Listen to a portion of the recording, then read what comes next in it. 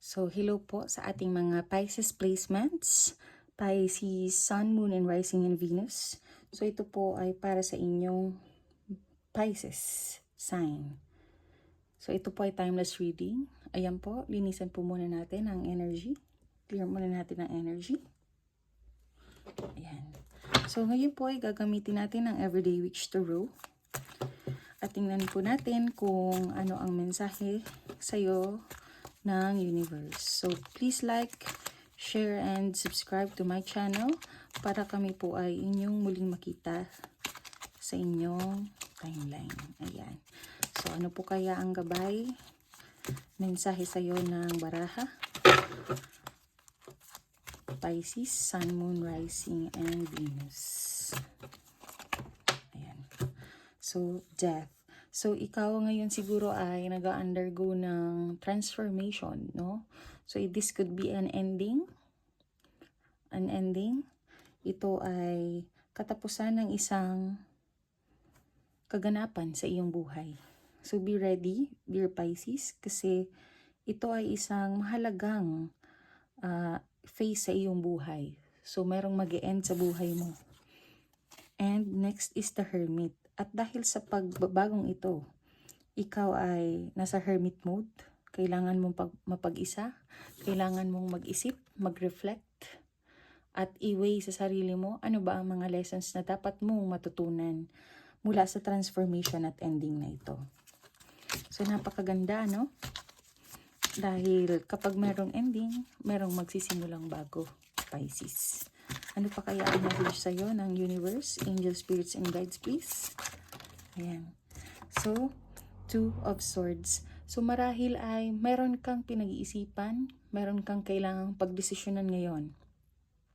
At kung makikita mo ito, nakapiring ka, hindi mo alam kung ano ang iyong pipiliin at siguro ay ipinagpapasa Diyos mo na lang kung ano ang pwedeng mangyari sa iyong sitwasyon. Pero kailangan mong pag-isipan ito ng mabuti, Pisces, dahil baka ito ay mag-connect sa mga future events sa buhay mo. Ayan. So, Two of Swords. So, siguro, isa itong mga pagdidesisyonan mo, pag-agam-agaman mo during your hermit mode. Ayan, napakaganda. Ano pa po? Angel, spirits, and guides.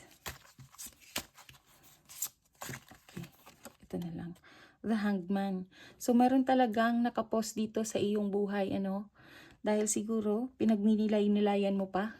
At dahil sa may nangyaring importanteng yugto sa buhay mo. So, ngayon, Hanged Man. Kailangan mong mapag-isipan, may mga bagay na hindi umuusad sa buhay mo. Dahil siguro ay pinag-iisipan mo pa kung ano talaga ang dapat mong gawin, Pisces. Last one po, last card, Angel, Spirits, and Guides. So, ito na siguro. Eight of Swords. Ayan. So, siguro, dahil sa nag-iisip ka, may kailangan kang pagdesisyonan, nag-overthink ka masyado. Okay? So, kung makikita mo dito, merong 8 na espada na nakapalibot sa iyo. Kinukulong ka ng iyong mga thoughts and ideas. Pero, imbes na ito ay makatulong sa iyo, ito ay naghihinder sa iyong pagdidesisyon. So, kung titingnan mo dito sa picture, kailangan mo lang alisin ang piring, alisin ang mga nakatali sa iyong mga kamay. At tingnan mo, meron ditong pag-asa. Merong humuhuni sa gilid o sa isa sa mga swords. Kailangan mo lang bitawan ang mga pumipigil sa iyo at meron kang mapagdidesisyonan. Meron kang mararating, Pisces. Ayan. So, yan po ang message ng Everyday Witch Tarot sa iyo. So, ano naman ang message ng Super Attractor card sa iyo, Pisces? Angel, Spirits, and Guides. Ano po ang mensahe sa Pisces? Sun, Moon, and Rising.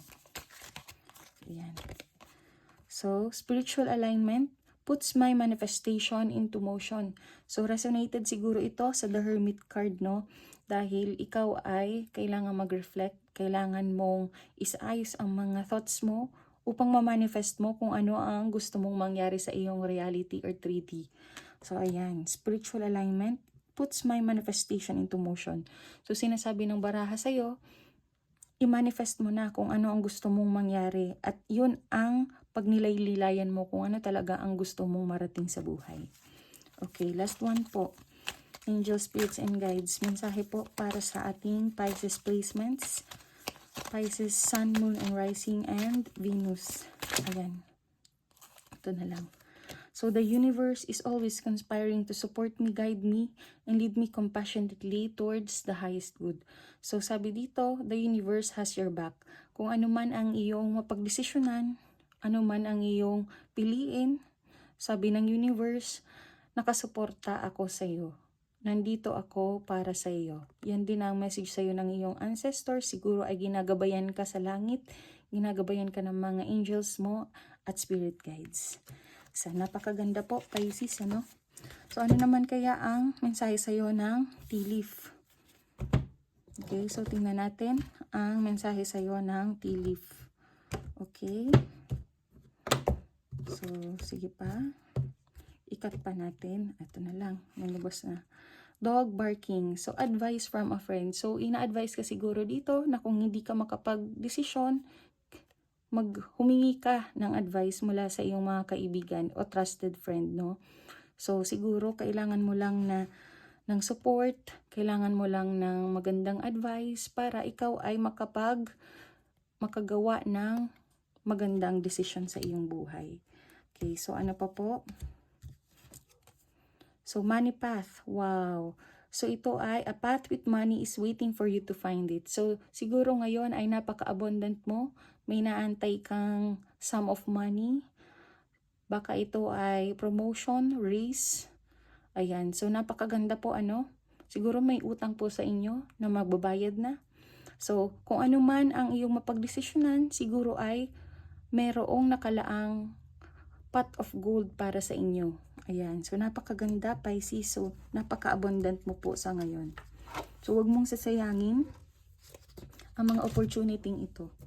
Okay. So, ano naman kaya ang angel number messages para sa mga Pisces, dear universe? Okay. Isa lamang po.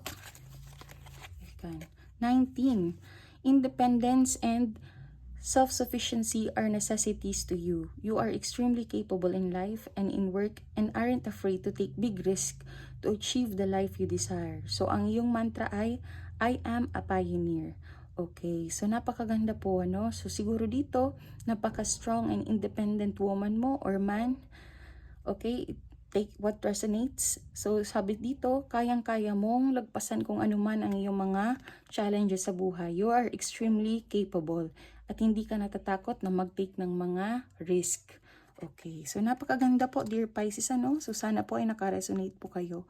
So, again, please like, share, and subscribe para kami po ay muling mapanood ninyo sa YouTube. So, thank you so much, Pisces. See you and love and light.